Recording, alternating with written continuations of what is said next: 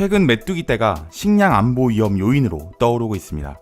다들 뉴스에서 한 번쯤은 보셨을 만한 내용인데요. 오늘은 이 메뚜기 떼가 발생한 배경과 과연 한국은 이 메뚜기 떼의 위협으로부터 안전할 수 있을지에 대해 알아보도록 하겠습니다.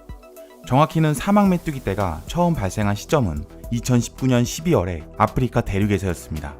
인도양의 기온이 상승하며 당시 아프리카에는 이례적인 폭우가 내렸는데요.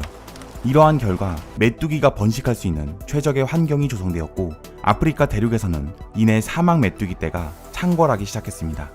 성인 남자 손가락 정도의 크기의 사막 메뚜기는 하루에 자기 몸무게 2배 이상의 작물을 먹어치울 정도로 식탐이 대단했는데요. 그러나 항상 왕성한 식탐을 갖고 있었던 것은 아니었습니다. 사막 메뚜기는 혼자 있을 때는 식욕이 과하지 않고 색깔이 우리가 알고 있는 녹색을 띠고 있는데요. 하지만 1제곱킬로미터당 20마리가 넘는 무리를 형성하게 되면 이내 검은색으로 변색하고 여기에 식욕과 번식력까지 급격히 늘어나기 시작합니다. 암컷 메뚜기 하나가 300개의 알을 낳는다고 하는데요. 수컷과 암컷 두 개의 개체가 번식해 낳는 알이 300개라면 적절한 환경이 조성됐을 때 이 메뚜기의 수는 기하급수적으로 늘어난다고 볼 수 있는 것입니다. 실제로 단시간 내에 아프리카에는 600억 마리 이상의 메뚜기가 발생했고 그 무리의 규모가 길이 60km, 폭 40km에 달할 정도였다고 합니다. 이렇게 무리를 형성한 메뚜기 떼는 종류를 가리지 않고 모든 농작물을 먹어치웠는데요. 1제곱킬로미터의 메뚜기 떼는 35,000명의 하루치 식량을 없애버릴 정도로 무시무시한 위력을 자랑했습니다. 국가의 주요 생산수단이 농업에 치중된 국가라면 이 사막 메뚜기 떼는 그야말로 살아있는 재앙 덩어리였던 셈이죠. 이렇게 피해를 입은 국가의 예를 들자면 에티오피아의 경우 20만 헥타르의 농경지와 35만 6천 톤에 달하는 농작물을 잃었습니다. 더 두려운 건 피해는 지금까지도 발생하고 있으며 이것이 누적되고 있다는 것입니다. 이 사막 메뚜기 떼는 하루에 150km를 날아가며 심지어 바람을 타고 바다도 건널 수 있을 정도의 기동성을 자랑하는데요. 그래서 이러한 습성으로 인해 소말리아는 국가 비상사태를 선포하기도 합니다.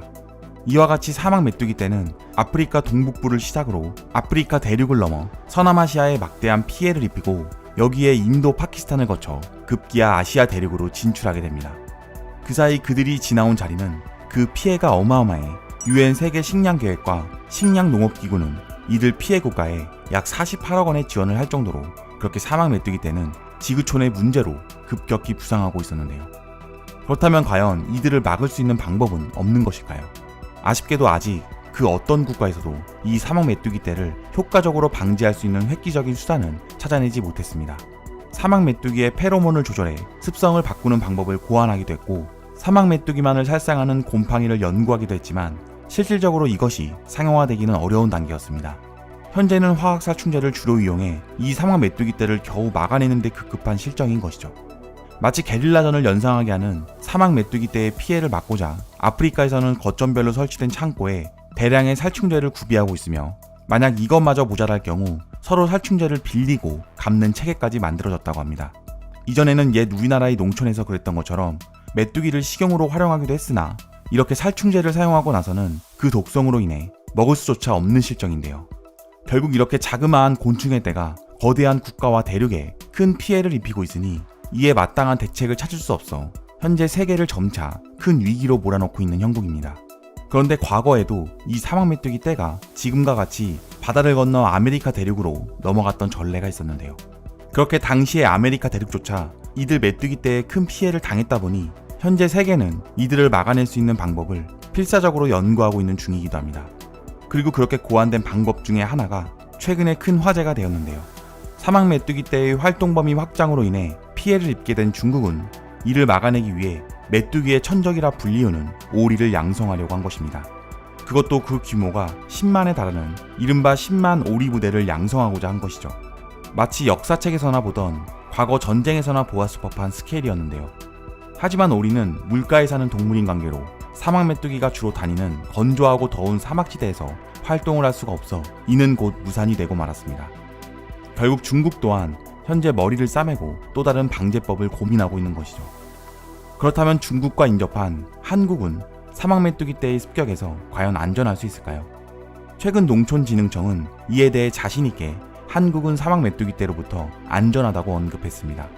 현재까지의 사막 메뚜기 떼의 습성과 피해를 입은 국가들의 사례를 분석해봤을 때 한국은 아직 피해를 입은 전례도 없을 뿐더러 이들이 여기까지 올 수 있는 가능성 자체도 매우 희박하다고 판단했기 때문입니다. 이들이 한국에 도달하기 위해서는 중국의 해발 2000m에 달하는 험난한 산맥과 그보다 높고 추운 히말라야 산맥을 넘어야 하기 때문인데요. 사막 메뚜기의 이름에서도 알 수 있듯이 이들은 사막 기후와 유사한 환경에서 살아왔었기 때문에 만약 식생이 달라진다면 생존 역시 힘들어지기 때문입니다. 결국 한국까지 도달하는 데에는 이렇게 치명적인 환경 문제가 그들을 가로막고 있고 여기에 험준한 산맥들도 많이 포진되어 있어 아무리 악명 높은 사막 메뚜기라 하더라도 이들이 쉽게 우리나라로 넘어오지 못할 것이라는 전망입니다. 그렇지만 농촌진흥청은 이에 방심하지 않고 외부에서 날아오는 개체에 대해 만전을 기하여 이를 모니터링 중에 있다고 밝혔는데요. 농촌진흥청의 정충섭 농촌지원국 재해대응과장은 인터뷰에서 사막메뚜기가 목재를 실은 배를 타고 한두 마리 정도 유입된 경우는 있었지만 지금까지 무리를 지어 산맥을 넘어온 개체는 발견된 적이 없다고 설명하기도 했습니다. 또한 중국 정부와도 당사자 간의 협의 조약을 체결해 관측 자료를 주기적으로 받아 분석하는 중이라고도 언급했습니다.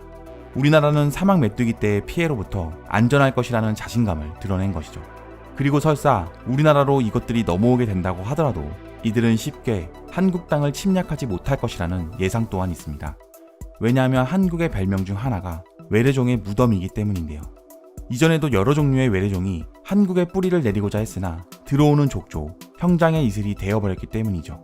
이미 뉴스에도 보도된 적이 있던 황소개구리는 가물치를 포함한 여러 천적이 주된 먹이로 삼으며 그 개체수가 급감하였고 미국 가재 또한 그 맛이 뛰어나다는 소문이 돌며 한국인들에게 맛있는 한 끼 식사로 전락했습니다.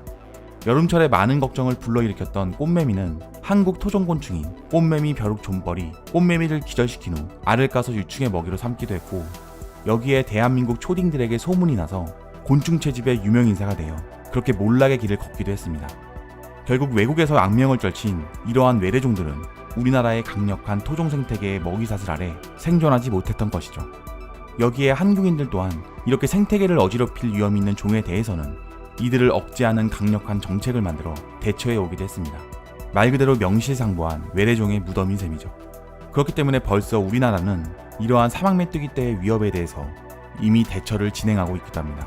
앞서 인터뷰를 진행했던 농촌진흥청의 정충섭 과장은 어떤 약이 필요한지를 파악하고 있고 혹시라도 중국으로부터 이들 사막메뚜기가 들어와 국내로 유입될 가능성이 생긴다면 37개 품목 109개 작물 관련 긴급 방제 약제를 등록할 준비를 해놓은 상태라며 병해충과 관련해 15일 단위로 전국에서 예찰한 것을 입력 분석하고 있는데 최근 중국에서 날아온 열대 거세미 나방도 바로 발견하고 잡아내어 약을 뿌리는 등 조치를 하면서 피해율이 1%도 되지 않았듯 이러한 사막메뚜기 떼에 대해서도 만반의 준비를 하고 있다고 강조한 것입니다. 결국 이들이 우리나라에 유입될 가능성도 희박하지만 그 가능성에만 기대는 것이 아닌 이미 만반의 준비를 하며 철저하게 대비하고 있는 것이죠. 대한민국은 C19 사태에서도 보여줬듯이 이렇게 항상 국민의 위협이 되는 것에 대해 만반의 준비를 하고 있는 것입니다.